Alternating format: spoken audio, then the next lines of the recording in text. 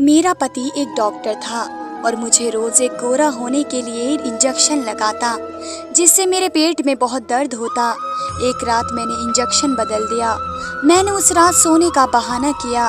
फिर जो मेरे पति ने मेरे साथ किया, ऐसा दुश्मन भी नहीं कर सकता, क्योंकि मेरा पति मेरे साथ। अंकल और आंटी का बेटा अनीश अमेरिका से डॉक्टरी पढ़ कर आया तो पूरे खानदान में धूम मच गई।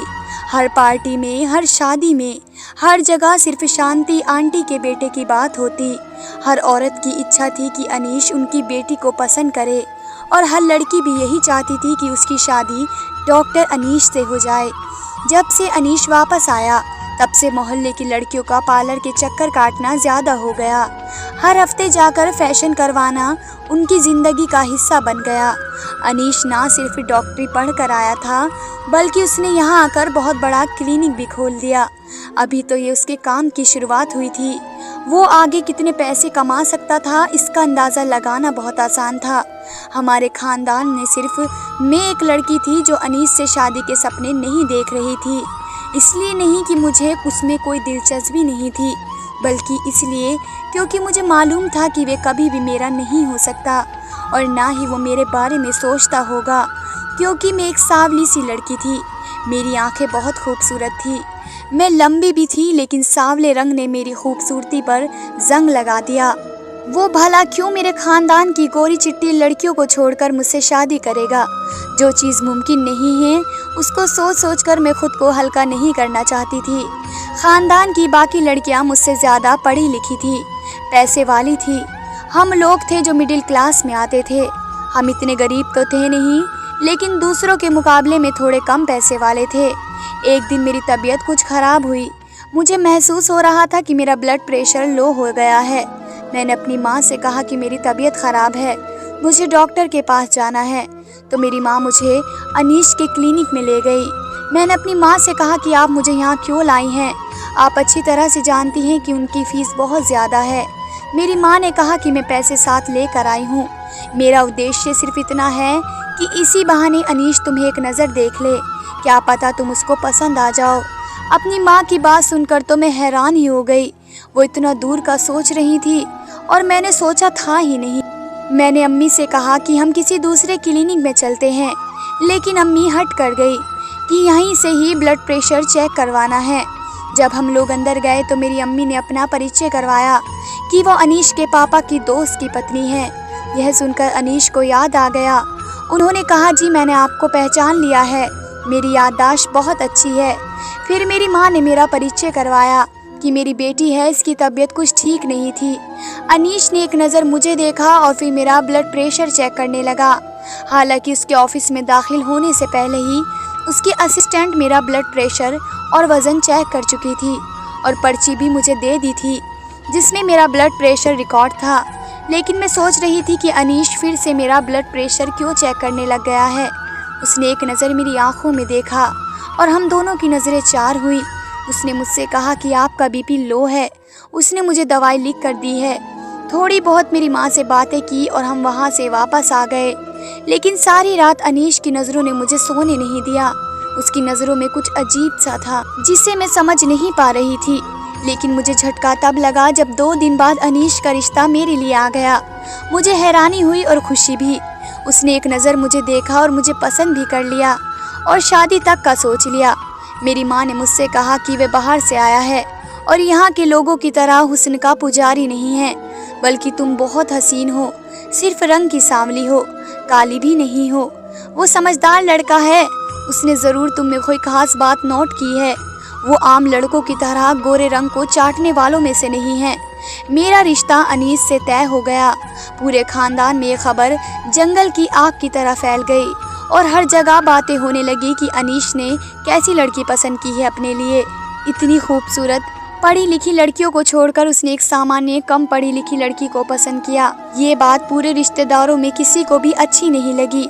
सबका मूड खराब था, लेकिन हमारे घर में तो जैसे खुशी की एक लहर दौड़ गई। मेरे घर वाले भी खुश थे और मैं भी, क्योंकि अनीश मुझे मैसेज करके कहा कि वे मुझसे पहली नज़र में मोहब्बत का शिकार हो गया था। उसे मेरी आंखें बहुत पसंद आई।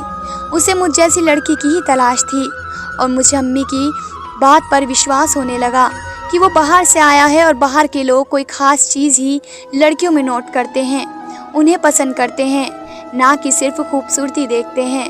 खैर मैं बेफिक्र हो गई। शादी की तैयारियां शुरू हुई तो अनीश की माँ साफ साफ कह दिया कि उन्हें हमसे कुछ भी नहीं चाहिए।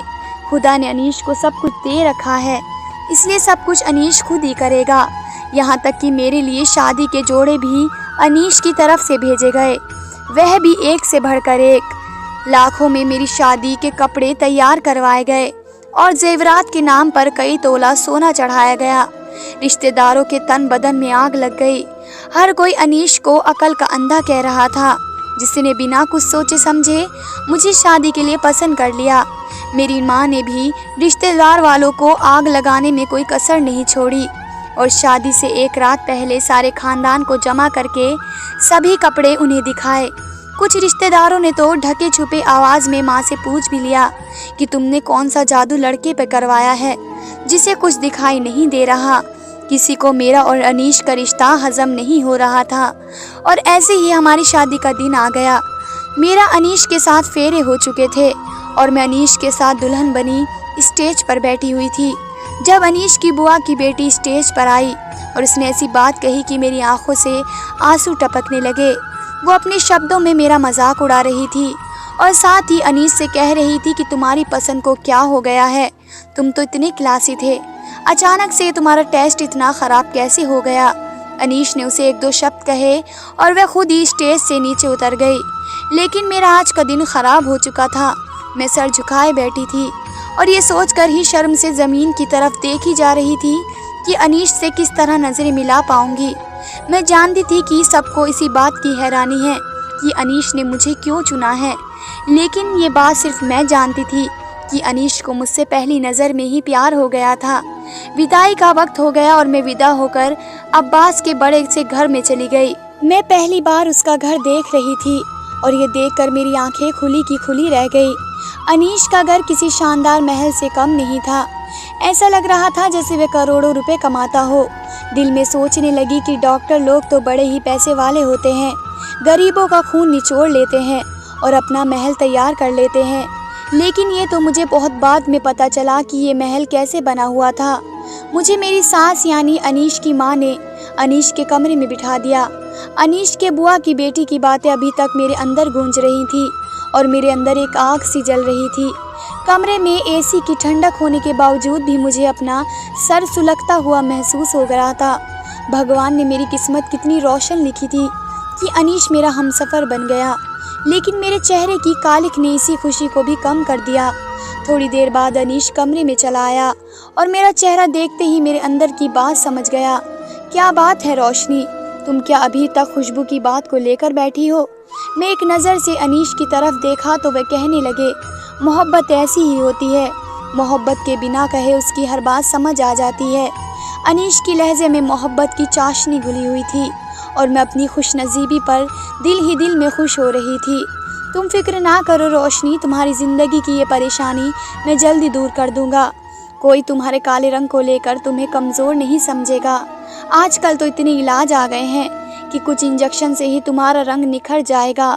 मुझे तो तुम्हारा सावले रंग ही अच्छा लगता है, लेकिन मैं तुम्हारी आंखों में आंसू नहीं देख सकता।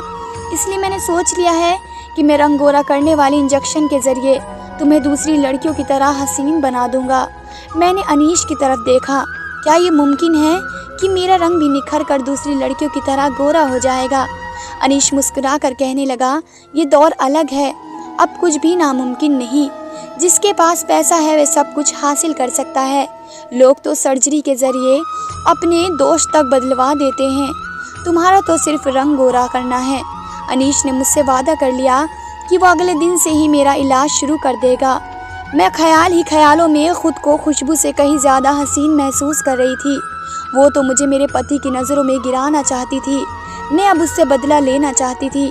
अनीश ने बहुत अच्छे से मुझे अपना लिया था और उसका साथ पाकर मैं बहुत खुश थी।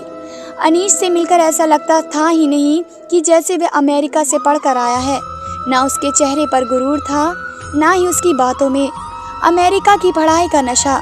वो तो एक सीधा साधा आम सा इंसान था जो मेरी मोहब्बत में पूरी तरह मेरा हो चुका था। शादी के अगले दिन ही अनीश ने मुझे बताया कि उसकी अपनी एक डॉक्टर से बात हो गई है। मुझे रोज़ रात को एक गोरा होने वाला इंजेक्शन लगेगा और एक हफ्ते में ही फ़र्क दिखने लग जाएगा। मैं आईने के सामने खड़ी तैयार हो रही थी। अनीश की बात सुनकर मैंने एक नज़र अपनी सांवली रंगत पर डाली और ये सोचकर ही मेरे चेहरे पर मुस्कुराहट आ गई कि आने वाले दिनों में मैं चांद की तरह चमकने लगूंगी। अनीश धीरे से मेरे करीब आया और मुझे बाहों में भरते हुए मुझसे वादा लिया कि मैं इस इलाज के बारे में किसी को कुछ नहीं बताऊंगी।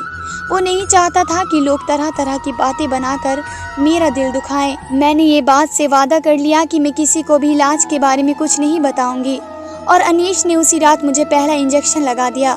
इंजेक्शन लगते ही थोड़ी देर बाद मुझे नींद आ गई और फिर जब सुबह मेरी आँख खुली तो मेरे पेट में बहुत दर्द हो रहा था। मुझे समझ नहीं आ रहा था कि दर्द क्यों हो रहा है, लेकिन इस दर्द ने मुझे परेशान करके रख दिया। मैंने अनीश को बताया तो वे कहने लगे कि हर चीज़ का एक साइड इफ़ेक्ट होता है और शायद इंजेक्शन से तुम्हें दर्द हो रहा है। 1 हफ्ते की बात है, दर्द बर्दाश्त कर लो। मैं सब कुछ तुम्हारी खातिर ही कर रहा हूँ ताकि तुम्हें कभी छुप छुप कर आंसू बहाने की ज़रूरत ना पड़े। तुम ही सोचो, जब तुम्हारे बच्चे होंगे तो तुम्हें इस चीज़ का एहसास और भी ज़्यादा होने लगेगा। अनीश की बात सुनकर मैं खामोश हो गई। वो ठीक ही तो कह रहा था। अगर दुनिया वालों की तरह हमारे बच्चे भी मेरी रंगत का मजाक उड़ाते तो मैं क्या करती। शादी के बाद औरत की एक ही कमज़ोरी होती है और वो होती है उसके बच्चे। अनीश ने इसी बात का फ़ायदा उठाया। बच्चे के नाम पर मैं हर दर्द सहने को तैयार थी और अगली रात भी जब अनीश ने मुझे इंजेक्शन लगाया तो थोड़ी ही देर के बाद मैं गहरी नींद सो चुकी थी और सुबह एक बार फिर पेट के दर्द से तड़प रही थी। ये दर्द मेरी बर्दाश्त से बाहर होता जा रहा था, लेकिन मैं किसी से इस बारे में बात न करती क्योंकि अनीश ने इलाज सबसे छुपा के रखा था। मैं सारा दिन पेट के दर्द से तड़पती रही और अपने कमरे में बंद रही। रात तक मेरे अंदर हिम्मत खत्म हो चुकी थी और मैं एक और इंजेक्शन नहीं लगवा सकती थी।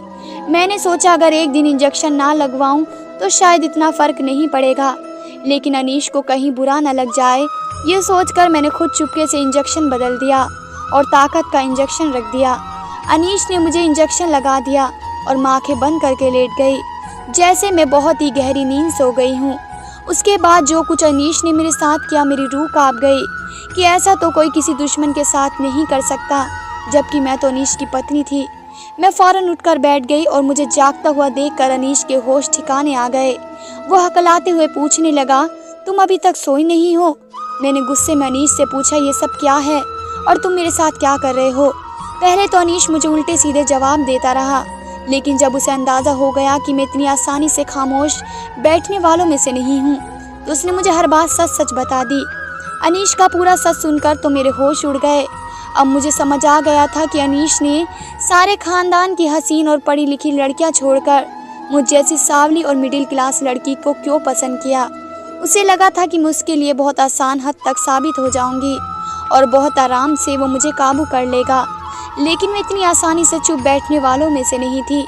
मैंने फ़ौरन ही चीख चीख कर सारा घर सिर पर उठा लिया और अपने घर भी फ़ोन मिला दिया।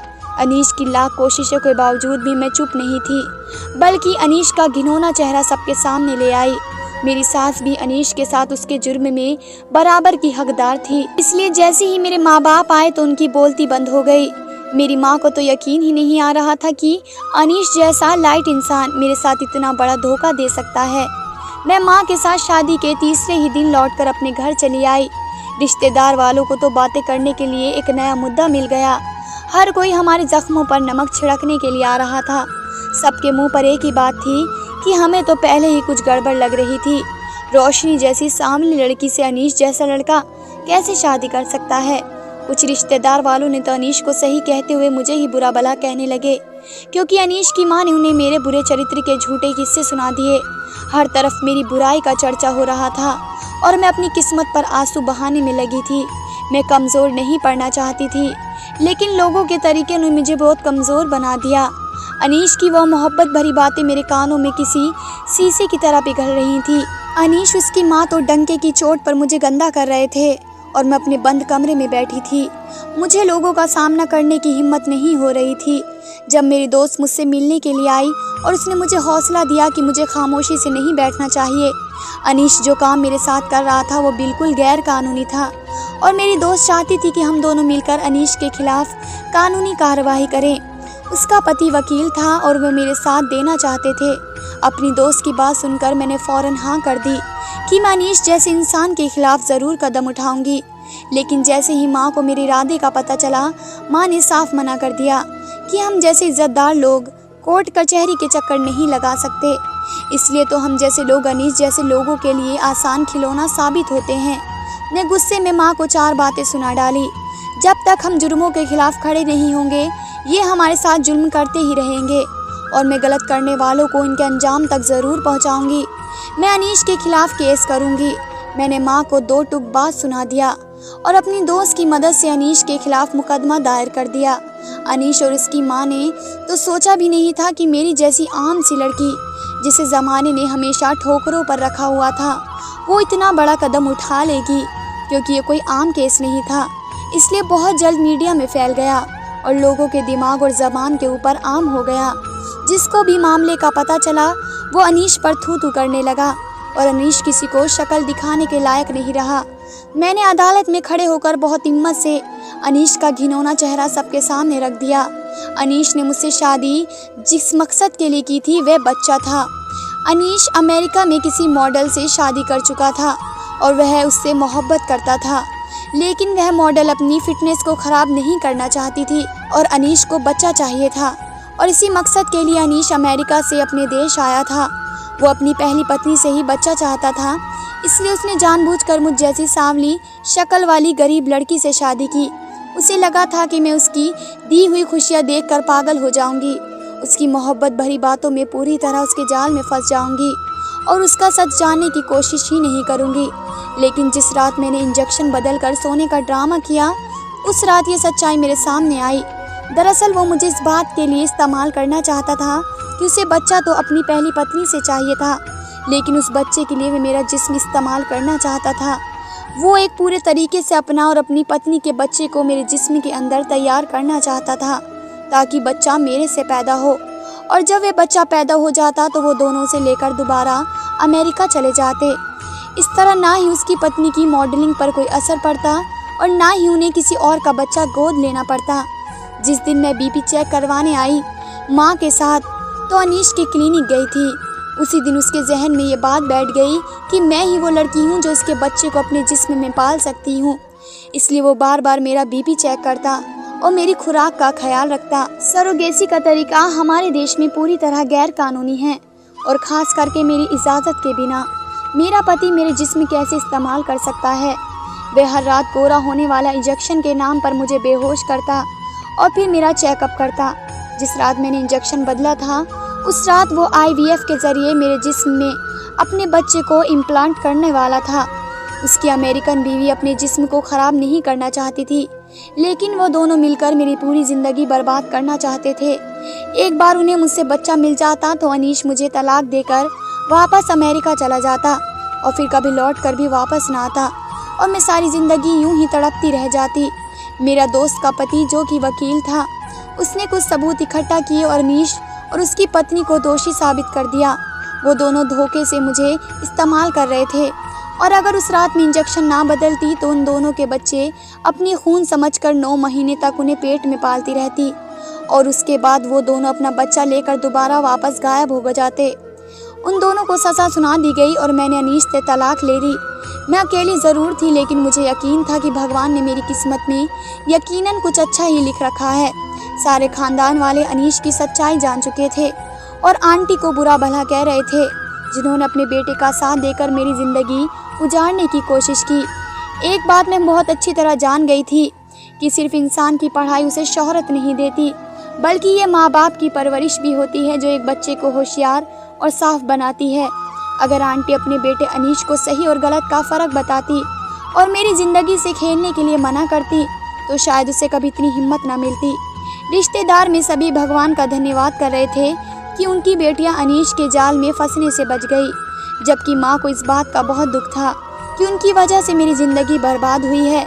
लाखों का जेवर और कपड़े इंसान को अच्छा नसीब और खुशियाँ नहीं दे सकते, इसलिए उनको चाहिए कि वह अमीर और पढ़ा लिखा दामाद ढूंढने से कहीं ज़्यादा अपनी बेटी के अच्छे नसीब के लिए प्रार्थना किया करें।